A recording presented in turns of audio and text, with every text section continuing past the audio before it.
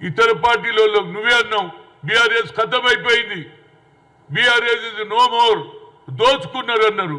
మరి దోచుకున్న వాళ్ళకు ఇవాళ మా కార్యకర్తలు బాధపడుతున్నారు. చాలా విషయాలు ఆయనకు పర్సనల్గా చెప్దామని ట్రై చేసిన, ఆయన నాకు టైం అయ్యాడు. ఏదే కానీ వన్ సైడ్ వినొద్దు, నువ్వు మా మాట కూడా విను, న్యాయం చేయి అంటున్నాం.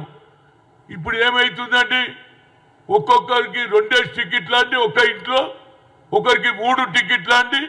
కార్యకర్తలు బాధపడుతున్నారా లేదా? వాళ్ళు చెప్పుకోలేకపోతున్నారు. ఇవాళ ఇంకొకటి వే ఉన్నదని నువ్వే అన్నావు, వే ఉన్నది కాబట్టి ప్రతి ఒక్కడు వస్తున్నాడు. వాళ్ళు మన దగ్గర రావాలి, మనం వాళ్ళ ఇంట్లోకి పోవడం అంత న్యాయం లేదండి.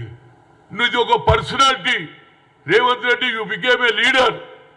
4 ఏళ్లలో ముఖ్యమంత్రి అయినా నువ్వు ఒక్కరివే. ఎంతో మంది 20 సంవత్సరాలైనా ముఖ్యమంత్రి కాలేదు.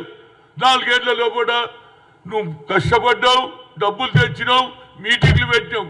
కానీ లాస్ట్లో అసెంబ్లీ ఎన్నికల వరకు సోనియా గాంధీ 6 డిక్లరేషన్ వల్ల సోనియా గాంధీ ఏదైతే తెలంగాణ ఇచ్చిన నమ్మిక మీద ఇవాళ ప్రజలందరూ మనకు ఓటేశారు. వేవ్ నడుస్తున్నది.